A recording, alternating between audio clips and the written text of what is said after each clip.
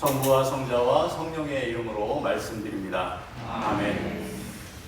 우리 서로 옆에 분들하고 전후 좌우 다 인사했으면 좋겠습니다. 사랑하고 또 축복합니다. 이렇게 손아트 하셔서요.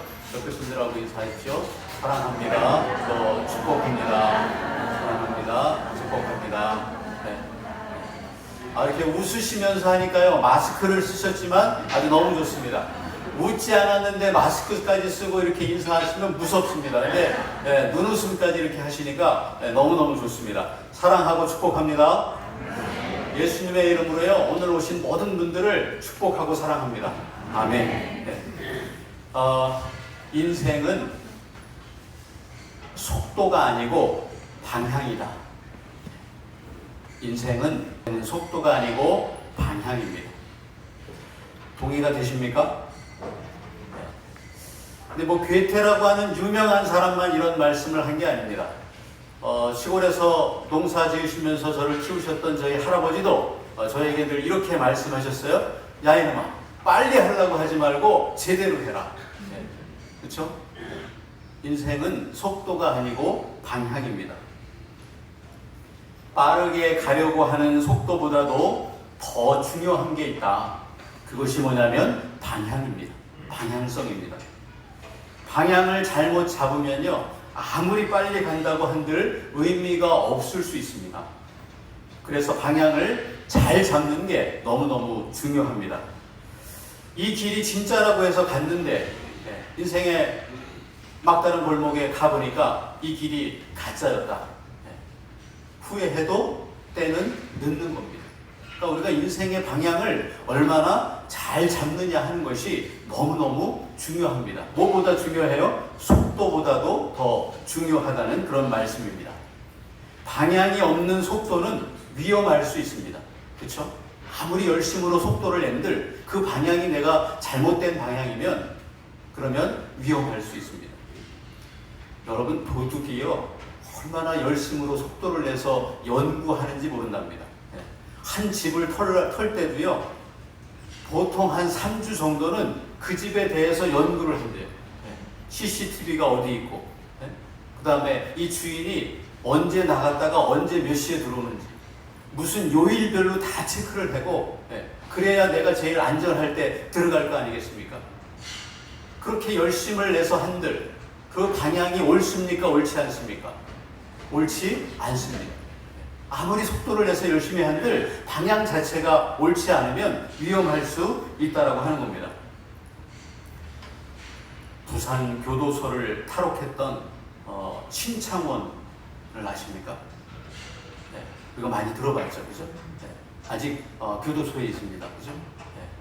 네. 이 신창원이라고 하는 사람이요, 이 줄칼을 하나 구해가지고 화장실 이 창살을 매일매일 조금씩 이렇게 다 했다는 거예요.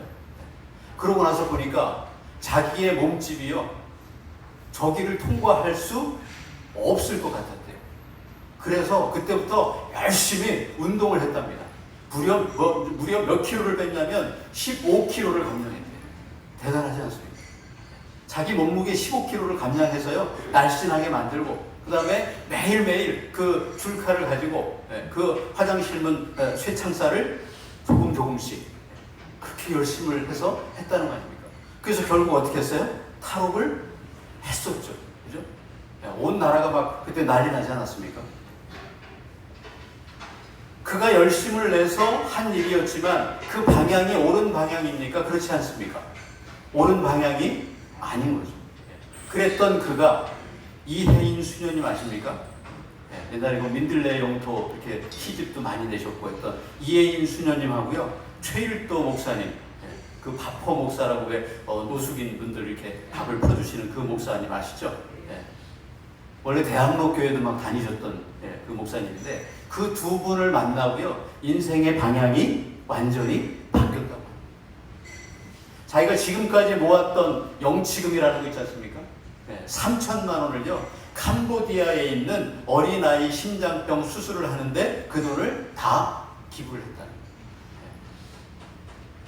그러니까 그 캄보디아 어린아이가 신창원을 아빠라고 부를 정도로, 그리고 이 신창원 씨도 출소하고 나면 캄보디아에 가서 목수일을 하겠다. 이렇게 인터뷰한 기사를 제가 본 적이 있습니다. 그의 인생의 방향이 왜 바뀌었을까요? 이혜인 수녀님과 최일도 목사님을 통해서 그가 누구를 만났어요? 예수님을 만났기 때문에. 예수님을 만났기 때문에 그의 인생의 방향이 달라진 것 아니겠습니까? 인생의 잘못된 속도에서 벗어나서 의미 있는 방향으로 그의 인생이 바뀐 것입니다. 그래서 속도보다 중요한 게 뭡니까? 방향인 것입니다. 속도보다 중요한 게 방향인 것입니다. 저와 여러분은요, 방향을 잘 잡고 있다고 믿습니다. 예수님을 향한 방향으로 우리가 잘 잡고 있다고 믿습니다. 아멘. 오늘 이 자리에 이렇게 예배하는 것 자체가 우리 인생의 방향을 누구께로 향하고 있는 거예요? 예수님께로 향하고 있는 줄로 믿습니다. 아멘. 방향을 정말로 잘 잡으신 분들인 줄로 믿습니다. 아멘. 오늘 우리가 일독서를 어디 읽었죠? 창세기 말씀인데 창세기 말씀을 잠깐 볼까요? 창세기 18장입니다. 창세기의 18장에는 오늘 누구 이야기입니까? 아브라함과 사라 이야기가 나옵니다. 그죠? 18장을 한번 보세요. 창세기 18장입니다.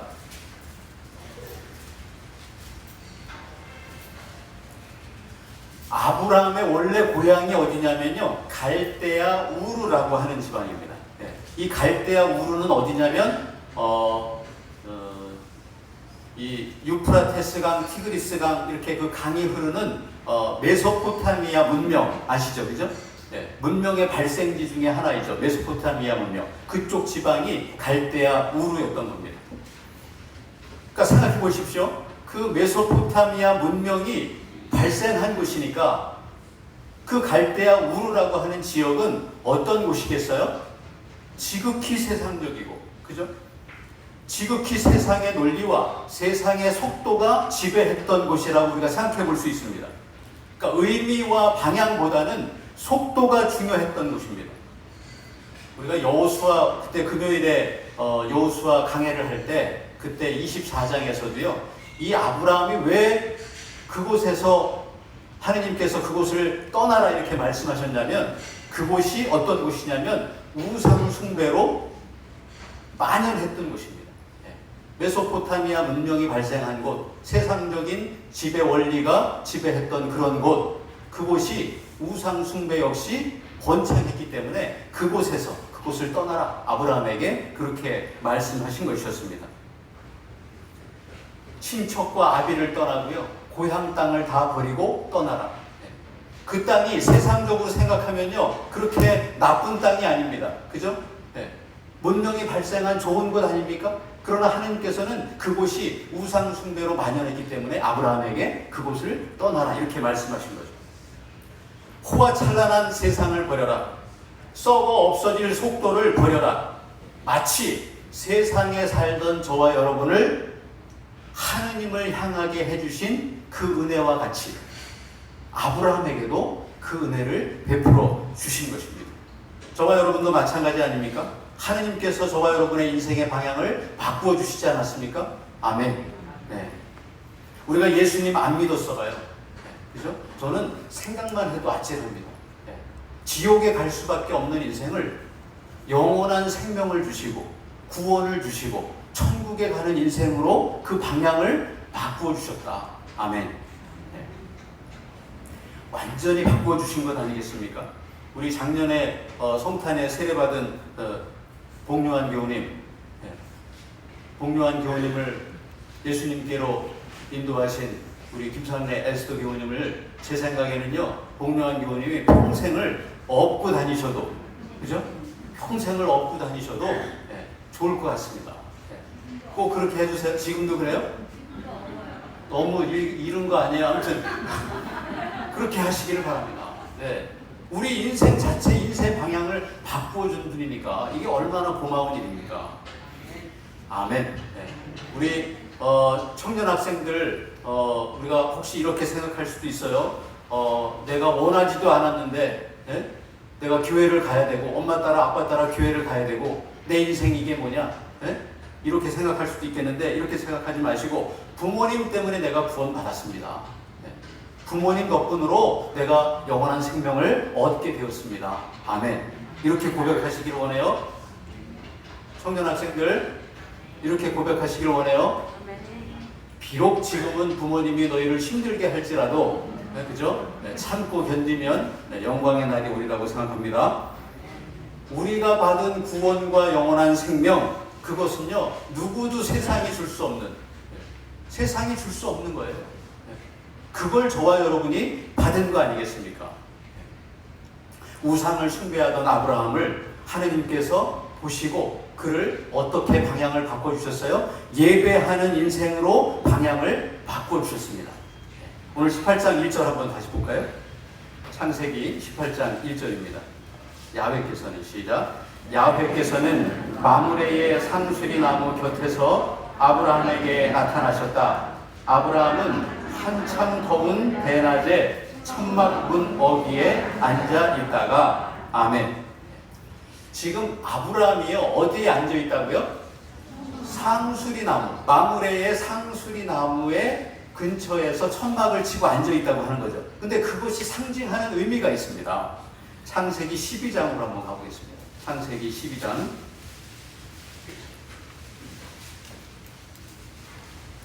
12장의 7절과 8절을 먼저 읽겠습니다.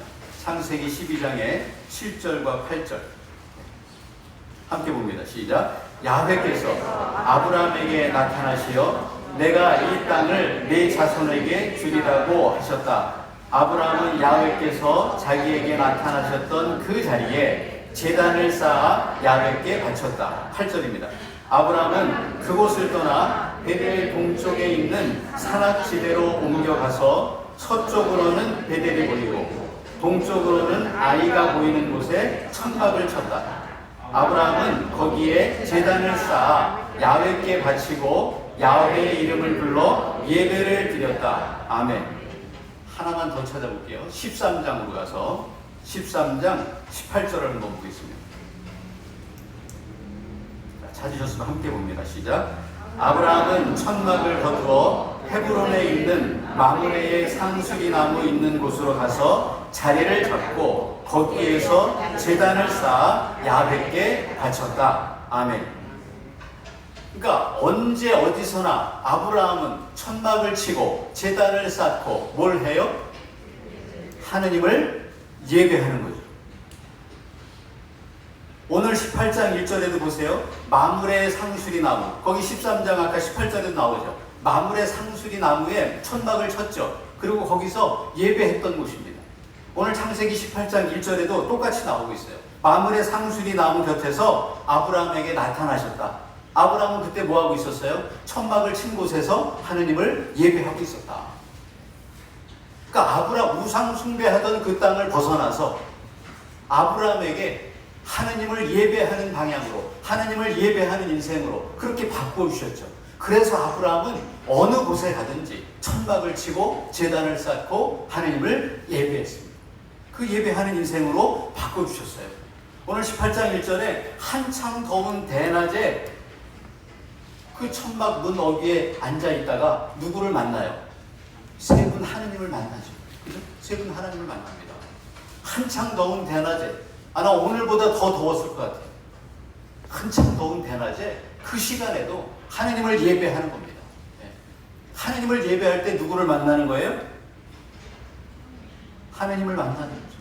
예배할 때 하느님을 만나는 겁니다.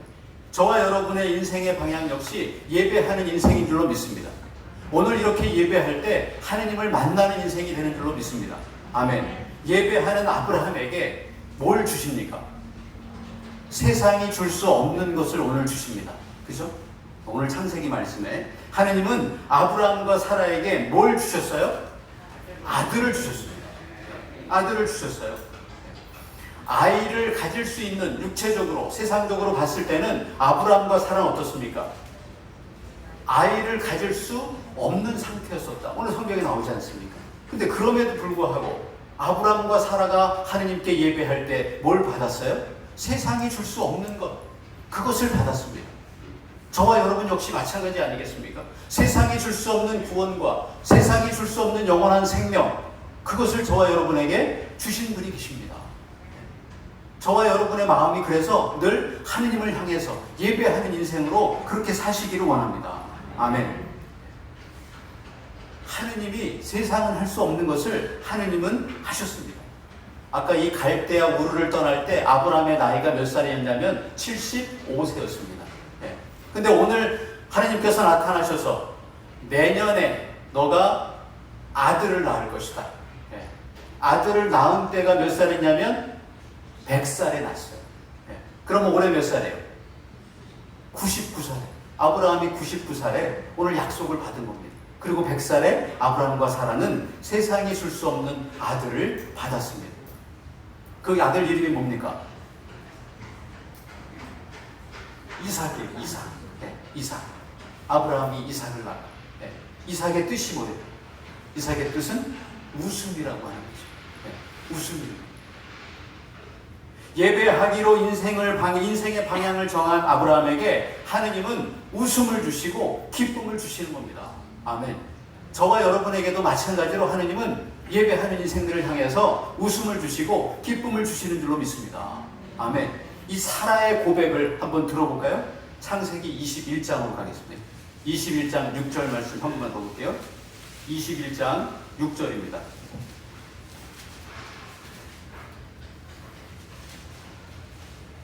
21장 6절 함께 봅니다. 시작. 사라가 말하였다. 하느님께서 나에게 웃음을 주셨구나. 내가 아들을 낳았다고 모두들 나와 함께 기뻐하게 되었구나. 아멘. 그래서 이름을 이삭이라고 졌어요. 웃음이라고 지었습니다. 기쁨이라고 졌습니다. 생각해 보십시오. 얼마나 기뻤겠어요. 그죠? 25년 만에 약속을 이루어 주신 거예요. 세상이 줄 수 없는 물리적으로, 육체적으로 할 수 없는 일을 그 아들을 하느님께서 주셨습니다. 그 아들을 받은 기쁨, 아브라함과 사라가 얼마나 기뻤겠습니까? 저희 할머니가요, 저를 이제 어릴 때 저를 업고 나가시면 저녁에 들어오신대요. 아침에 나갔다가 저녁에 들어오신대요. 중간에 뭐 점심 식사하시러 들어오시지도 않는데. 왜냐하면 자랑하려고. 우리 며느리가 아들을 낳았다고. 우리 이 손주 좀 보라고. 업고 다니시면 우리 손주 좀 보라고. 눈이 2개라고. 그렇게 자랑을 하셨대요. 그 자랑하시라. 얼마나 기뻤겠습니까? 아브라함도 그렇지 않았겠습니까? 얼마나 기뻤겠어요. 그러니까 사라의 오늘 고백을 보세요. 하나님께서 나에게 웃음을 주셨어. 기쁨을 주셨어. 예배하는 인생에게 기쁨을 주시고 웃음을 주셨습니다. 아멘. 세상이 줄 수 없는 것 하느님은 주시는 분인 줄로 믿습니다. 아멘. 세상적으로 불가능한 일 하느님은 가능케 해주시는 분임을 믿습니다. 아멘. 예배하는 인생들에게, 하느님께 방향을 정한 인생들에게 하느님께서 웃음을 주시라고 믿습니다. 아멘. 구원을 주셨고 영원한 생명을 주셨는데 어찌 우리가 웃지 않을 수 있겠습니까? 아멘. 어찌 우리 인생이 기쁘지 않을 수 있겠습니까? 아멘. 사랑하는 교우 여러분, 지금 힘들어도 하느님께 방향을 정하시고 웃으시기를 바랍니다. 아멘. 아파도 치유하시는 하느님의 말씀을 믿고 웃는 인생들이 다 되시기를 바랍니다. 우울해도 늘 하느님 앞에 나와서 기도하고 예배드리기로 작정하셔서 웃는 인생들이 다 되시기를 원합니다. 아멘. 하느님은 결국 저와 여러분을 웃게 만들어 주실 줄로 믿습니다. 승리의 기쁨을 주시라고 믿습니다. 아멘. 이 믿음으로 승리하시기를 원합니다. 아멘. 이 방향이 저와 여러분이 놓치지 않고 잃지 않고 계속해서 가야 할 방향이라고 믿습니다. 아멘. 오늘 복음 성경을 한번 생각해 보세요. 예수님의 사역의 방향이 뭡니까? 마태복음 9장 35절을 한번 보겠습니다. 마태복음 9장 35절입니다. 함께 봅니다. 예수께서는 모든 도시와 마을을 두루 다니시며 가시는 곳마다 회당에서 가르치시고 하늘나라의 복음을 선포하셨다. 그리고 병자와 허약한 사람들을 모두 고쳐주셨다. 아멘. 연약한 이들을 굳세게 하시고 아픈 이들을 치유해 주시고 희망 없는 이들에게 희망을 주셨고, 우울한 이들을 기쁨으로 충만케 해주시고, 연약한 저와 여러분을 굳세게 해주시고, 하늘나라의 복음을 전하셨습니다. 아멘. 아멘. 네. 또 36절 한번 보세요. 또 목자 없는 양과 같이 시달리며 허덕이는 군중을 보시고 불쌍한 마음이 들어, 아멘, 세상에 시달리고 병마에 시달리고 허덕이는 사람들을 보시고 그냥 내버려 두지 않으시고 예수님의 사역의 방향, 예수님의 방향은 어떤 방향입니까? 그들을 완전히 바꾸어 주시고 고쳐 주시고 치유해 주시고 위로해 주시고 격려해 주시고, 저와 여러분의 인생들을, 우는 인생들을 웃는 인생으로 바꿔주신 것 아니겠습니까? 아멘. 그냥 팔자대로 살고 죽을 수밖에 없는 이 운명을, 그 방향으로 가던 우리 인생들을 방향을 바꿔서 하느님을 향하게 하고 하느님께 예배하는 인생으로 살게 해주셨다고 하는 것, 정말 감사하지 않습니까? 이보다 더 좋은 것이 어디 있을 수 있겠습니까? 기쁘지 않으십니까? 늘 이 은혜가 저와 여러분의 삶에 있기를 원합니다.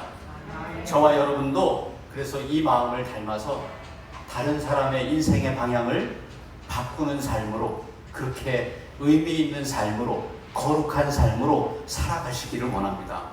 아멘. 제가 지난달에 설교 말씀드리면서 커피숍 말씀드렸죠, 그죠?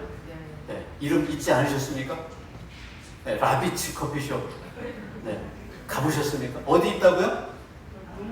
네, 문화아파트. 저 사는 문화아파트 그 상가에, 거기는 주차도 편해요. 네, 그냥 아파트 상가로 들어가셔서 주차하시고 커피숍 갈 수 있습니다. 가보셨습니까? 가보셨어요? 네. 아, 역시 뭐, 네. 맛있죠, 커피? 네. 네. 너무 크게 떠들다 오신 건 아니죠? 네, 너무너무 네. 한번 또 가보십시오. 네, 라비치 커피. 네, 제가 한 군데 더 말씀드리려고 해요. 네, 제가 우리 이제 교회 부지로 이렇게 그 예상돼 있는 그 장소가 있지 않습니까? 제가 금요 기도 때도 말씀드렸잖아요. 그 앞쪽 동네, 네, 우리 김요시자 어머니 사시는 그 동네, 네, 그 동네 가시면요, 그 집은 아주 특이해요. 네, 색깔이 노란색이야. 네, 전체가 다 노란색입니다. 이 카페가 있어요. 카페. 네. 그 마을 안에 카페가 있어요. 아주 좋으신, 우리를 지금 얼마나 도와주고 계신지 몰라요. 네. 그 라비치 커피숍도 지금 뭐 전부 다 우리가 할 수 없는 일을요, 김정신 minist과 저가 할 수 없는 일을, 네, 다 지금 도와주고 계시거든요. 네. 그리고 그분도 그 꿈은 이루어진답니다. 그 커피숍 이름이 꿈은 아세요? 네, 노란색으로 다 되어 있습니다. 네. 거기 커피도 아주 맛있어요. 다른 차도 있어요. 네? 가신다고요? 네. 가신다고요? 네. 꿈은 이루어진다. 네. 그분도 지금 얼마나 우리를 도와주고 계신지 모르겠어요. 네. 제가 그때 어떻게 도와주고 계신지 제가 딱 공개를 이제 앞으로 해드리겠습니다. 김명식 님과 저의 고백이요. 야, 평택 전체가 평택 교회를 돕는구나. 네? 아멘. 네. 그렇게 도와주고 싶어요. 네. 오늘 예수님이요, 제자들에게 고난을 주시면서 너희가 거저받았으니 거저주어라 이렇게 말씀하시잖아요. 네. 근데 멀리 가지 말래요. 네. 그죠? 네. 이 예루살렘 벗어나지 마. 네. 사마리아도 가지 마. 네. 이방인들에게 가지 마. 네. 오늘 이렇게 말씀하시잖아요. 그죠? 멀리 가지 마십시오. 신부님이 이렇게 말씀하셨으니까 나는 서울 저기 어디, 네? 구로 쪽에 가서 전도하고 오겠습니다. 이러지 마시고, 네, 가까운 데 가시길 원합니다. 여러분이 지금 계신 곳 제일 가까운 데 가서, 네, 인생의 방향을 이렇게 바꿉시다. 네, 내가 받은 이 은혜가 너무 커서 나는 이 방향을 꼭 얘기하고 싶고 이 인생의 방향으로 우리 함께 갑시다. 네, 내 가족부터, 가까운 곳부터 그렇게 말씀하시는 저와 여러분 되시기를 원합니다. 아멘. 인생은 속도가 중요한 게 아니고 방향이 중요합니다. 그 죽을 수밖에 없는 그 방향에서 저와 여러분을 불러주신 그 은혜를 생각하시고 그 은혜에 감사하시고 저와 여러분이 어느 방향으로 가요? 누구를 향한 방향으로 가야 돼요? 예수님을 향한 방향으로 가고 하나님을 향한 방향으로 가시기를 원합니다. 아멘. 하나님을 그래서 진정으로 아브라함처럼 예배하고 이웃들에게도 구원과 영원한 생명, 하나님의 은혜를 나누는 그런 거룩한 방향으로 힘차게 나가는 우리 평택교회 모두가 되시기를 예수님의 이름으로 간절히 축원합니다. 아멘. 성부와 성자와 성령의 이름으로 말씀드렸습니다. 아멘.